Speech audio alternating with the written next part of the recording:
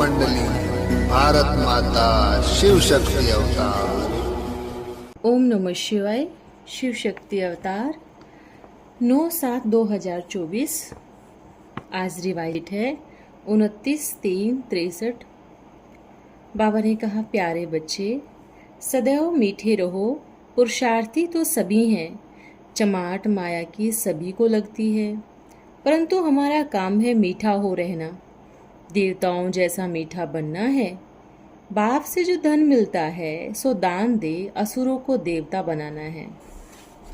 आज का गीत है, मुझको सहारा देने वाले ये दिल कहे तेरा शुक्रिया। जिन बच्चों को बाप से वर्षा मिल रहा है उन्हों के ये शुक्रिया का गीत है। इस गीत को रिफाइन करके बनाना चाहिए।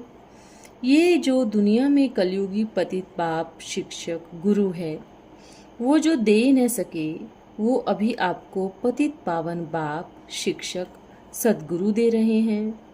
अब ये तो है तुम बच्चों का अनुभव। इस समय प्रैक्टिकल गीता का पाठ रिपीट हो रहा है। कलयुगी पतित से सतयुगी पावन दुनिया बनाने वाला बाप अब सुख दे रहे हैं। वो हमें क्या देते हैं? कलयुगी पतित से सतयुगी पावन बनाने वाला बाप अब सुख दे रहे हैं। वो हमें क्या देते हैं और एवज में क्या लेते हैं, वह भी हम लिख सकते हैं। श्रीमद् भागवत गीता के कथन अनुसार 3 सेनाएं बरोबर अब उपस्थित है।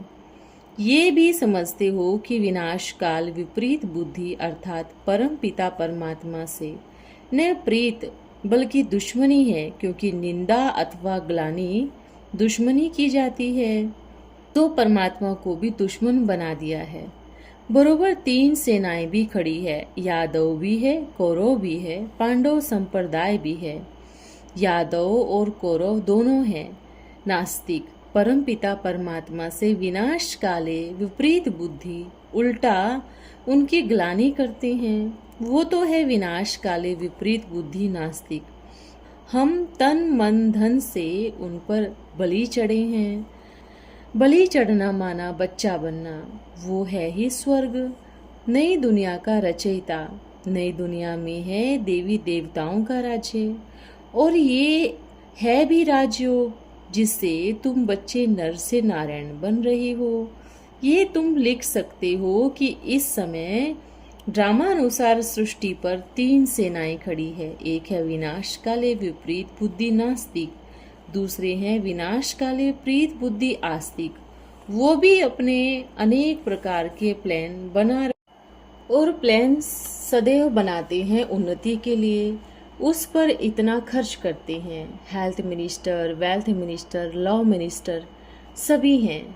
सब अपना अपना पुरुषार्थ करते हैं, परंतु गीता के कथन अनुसार कौरवों और यादवों का तो विनाश होना ही है।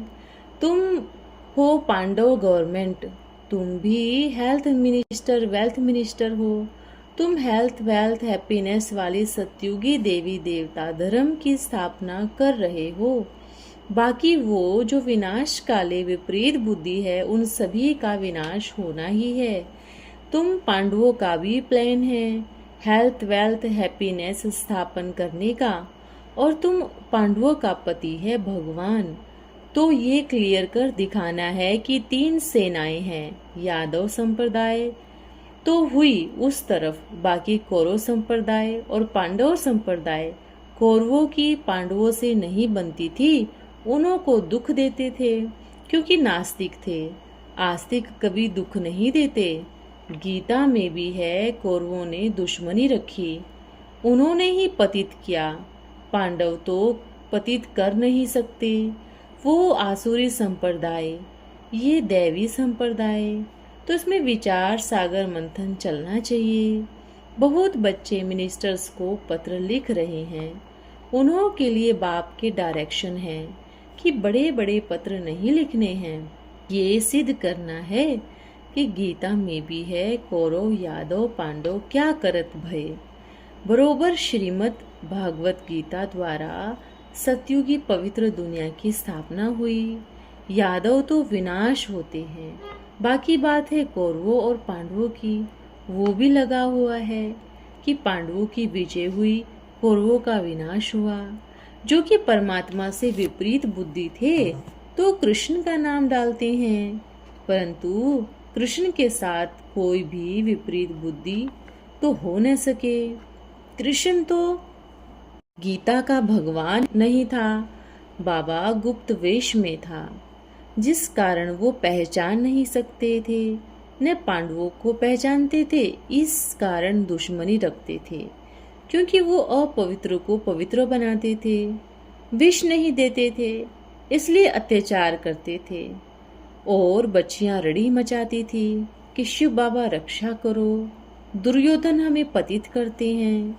सो बरोबर देख रहे हो आसुरी संप्रदाय माताओं को विष के लिए कितना तंग करते हैं। इसलिए अब बाप आकर ऑर्डिनेंस निकालते हैं कि विष पीने वाले मारे जाएंगे। कौरव संस्कृत शब्द है। इस समय तो अनेक भाषाएं हैं। भगवान ने संस्कृत में श्लोक नहीं सुनाए, ये तो गीता लिखने वालों ने बैठ बनाए हैं। श्लोक से थोड़े ही ज्ञान मिलता है। यहाँ तो सहज योग और सहज ज्ञान, सृष्टि के आदि मध्य अंत का राज बताया जाता है। ये तो नॉलेज है जो पांडव संप्रदाय को पढ़ाते हैं। गीता में तो बहुत फालतू श्लोक लिख दिए हैं। गीताएं भी कितनी हैं, बाइबल व कुरान एक ही है। ऐसे नहीं कहेंगे ये फलाने का कुरान है, ये फलाने का है। गीताएं तो अनेक है। गांधी की गीता, तिलक गीता, समझ तो कुछ नहीं सकते। आसुरी बुद्धि है, उन्हों को फिर दैवी बुद्धि ही समझाएंगे। संजय भी कोई एक नहीं, धृतराष्ट्र भी कोई एक नहीं। माया रावण ने सभी को अंधा बुद्धिहीन बना दिया है। तो ऐसे शॉर्ट में लिखना चाहिए। गीता को ही उठाना है। गीता से ही स्वर्ग की स्थापना हुई। गीता तो सभी शास्त्रों का माई बाप है, उनको ही खंडन किया हुआ है। बाबा कहते हैं नाम बाला करना है तो इस बात को उठाओ। दिल्ली में बड़ों बड़ों को पकड़ना चाहिए तो सिद्ध हो जाएगा कि गीता कोई द्वापर में नहीं, स्वर्ग की स्थापना कोई मनुष्य नहीं कर सके। जो मनुष्य जन्म मरण में आते हैं और पूरे 84 जन्मों में आते हैं, उनको भगवान कह न सके। भगवान तो पुनर्जन्म में नहीं आते, उनका दिव्य जन्म गाया हुआ है। खुद कहते हैं मैं साधारण बूढ़े तन में आता हूँ, मैं इनके भी जन्म बताता हूँ। तो पूज्य था वो अब पुजारी बना है, फिर पुजारी से पूज्य बनना है। पावन बनते ही हैं स्वर्ग के देवताएं। द्वापर कलयुग में स्वर्ग होता नहीं। जनक का भी मिसाल है, उनको ब्रह्मा ज्ञान कोई ने नहीं दिया, फिर सभी ब्राह्मणों को जेल में डाल दिया। अभी जेल में तो सभी मुर्दे पड़े हुए हैं। ब्रह्म ज्ञान तो कोई में है नहीं। ब्रह्म ज्ञान सुनाते हैं अहम ब्रह्मस्मि आदि। अभी तुम्हारे सिवाय ब्रह्म ज्ञान कोई में नहीं है। शिव शक्ति तुम हो तो जरूर ब्रह्म ज्ञान तुम ही देंगी। युग अंत में भगवान बिगर पतित नरक को पावन स्वर्ग कोई बना नहीं सकता। मनुष्य को क्रिएटर नहीं कहा जाता। हाँ, हद के ब्रह्मा हैं जो क्रिएट कर फिर पालना करते हैं। ऐसे तो नहीं कहेंगे इनका विनाश भी हो। वो रचना जो रचते हैं उनकी वृद्धि होती जाती है।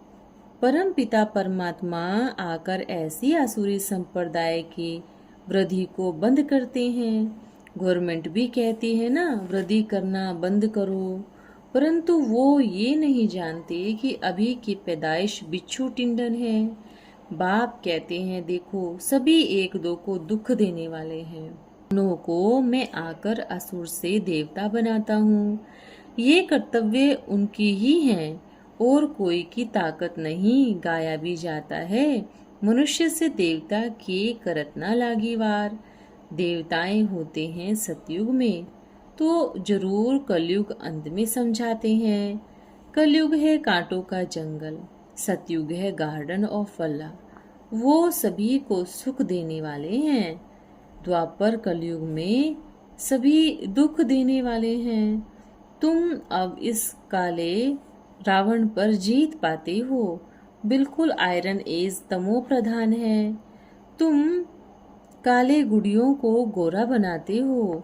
इस समय सभी काली गुड़ियां हैं।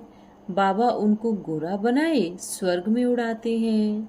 स्वर्ग में विष नहीं होता, बच्चे तो वहां भी होते हैं। सतयुग 2500 वर्ष चलता है, वो तो लाखों वर्ष आयु दिखाते हैं। तो क्या इतने वर्ष बच्चे नहीं होते थे क्या? वृद्धि तो होती ही होगी ना। फिर उन्हों की तो महिमा गाई जाती है। सर्वगुण संपन्न, संपूर्ण निर्विकारी। तो फिर विकार की तो बात ही नहीं उठती।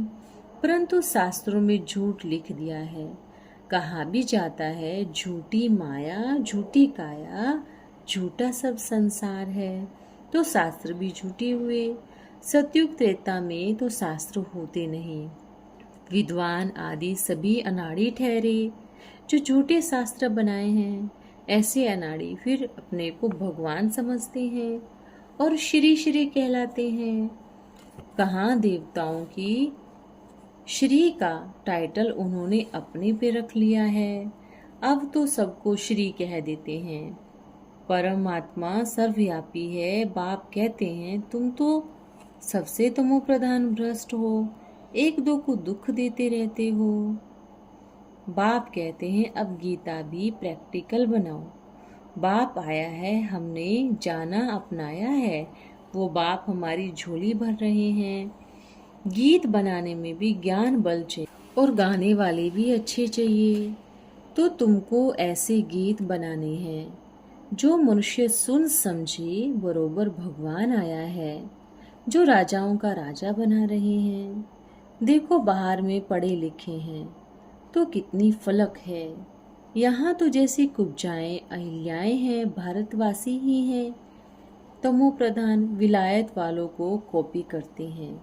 ये समझते नहीं कि हम तमो प्रधान बंदर बन पड़े हैं। अब इनको समझाए कौन? स्वयं बाप के सिवाय समझाने वाला तो कोई है नहीं। तो पहले भी पांडवपति ने बहुत समझाया था, परंतु नहीं समझे तो विनाश को प्राप्त हुए। लड़ाई यौनों और कौरवों की तो लगनी ही है। पार्टीशन में देखो कितने मरे। अब पार्टीशन की बात नहीं। अब तो जो जहाँ जास्ती होंगे वो मरेंगे। इसको कहा जाता है रक्त की नदियाँ। फिर यही घृत की नदियाँ बहनी है। बाकी यादव तो धक से खल्लास होंगे। जैसे वो मुर्दे को मशीन में डाल खाक कर देते, वैसे वो बम से खल्लास होंगे। तो ये क्लियर कर लिखना चाहिए। यादव कौरव पांडव क्या करत भई। इन बातों को हम जानते और वर्णन करते हैं। क्यों? हमारा एक ही सतगुरु परमात्मा है। कौरवों के तो अनेकों अनेक गुरु हैं। ये बातें समझानी चाहिए। टेप में भी मुरली निकलती है ना, परंतु यह तो ब्राह्मण ही सुनेंगे। शूद्र सुनेंगे तो समझेंगे नहीं, कहेंगे गीता ही सब कुछ है। समझते हैं गीता से तैर जाएंगे। यहाँ तो मेहनत है। 5 विकार रूपी रावण पर जीत पानी है और ज्ञान की धारणा भी है। तो बहुत सहज अबलाओं के लिए है, साहूकारों के लिए तो बड़ा मुश्किल है। जीते जी मरना, बलि चढ़ना मासी का घर नहीं है। बनारस में काशी पर बहुत बलि नहीं चढ़ते थे, कोर्टों में कोई निकलते थे। वैसे ज्ञान में भी कोर्टों में कोई हैं। यहाँ तो जीते जी मरना है, नहीं तो वारिस कैसे बने। गोद में बच्चा लेते हैं तो भी कितना कुछ बदलती है। यहाँ भी शूद्र से ब्राह्मण बनना है, तभी फिर देवी संप्रदाय में जाएंगे। बाप समझाते तो बहुत हैं, परंतु जब बच्चे सुजाग हो तब ना। माया बहुत अच्छे अच्छे पर भी वार करती है। विकार सभी दुश्मन हैं, उनमें काम महादुश्मन है। विकार में जाते हैं तो क्रोध भी आ जाता है। फिर लोभ मोह सभी विकारों का मूल है देह अहंकार। देह अहंकार आने से अन्य विकार वार करते हैं। इसलिए बाप कहते हैं सदैव मीठे रहो। पुरुषार्थी तो सभी हैं, चमाट माया की सभी को लगती है, परंतु हमारा काम है मीठा हो रहना। मनसा वाचा कर्मणा सभी को सुख पहुंचाना है। थॉट वर्ड डीड बुद्धि का योग उनसे लगाना है। ज्ञान सुनना और सुनाना और अच्छे कर्म करने हैं। देवताओं जैसा बनना है। बाप से जो धन मिलता है सो दान दे, असुर को देवता बनाना है। अच्छा बाप दादा की बच्चों को नमस्ते। मम्मा तो बॉम्बे से नमस्ते करती होगी। माँ बाप कहते हैं बच्चे तो मालिक हैं, हमारे तख्त पर तुम बच्चों को विजय पहननी है। शिव बाबा तो ऐसे नहीं कहेंगे। तुम जानते हो मम्मा बाबा स्वर्ग के पहले मालिक बनेंगे, उनके पीछे तुम नंबरवार पुरुषार्थ अनुसार तख्त के मालिक बनेंगे। अच्छा रूहानी बाप की रूहानी बच्चों को नमस्ते। हम रूहानी बच्चों की रूहानी प्यारे बाप दादा को नमस्ते। धन्यवाद बाबा। ओम नमः शिवाय। आज वरदान है त्रिमूर्ति तख्त नशीन भव।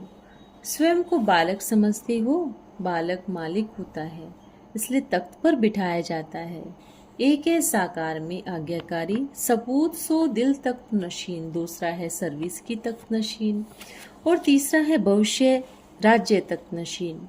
तो अपने को ऐसे त्रिमूर्ति तख्त नशीन समझते हो। तख्त नशीन कौन बनता है?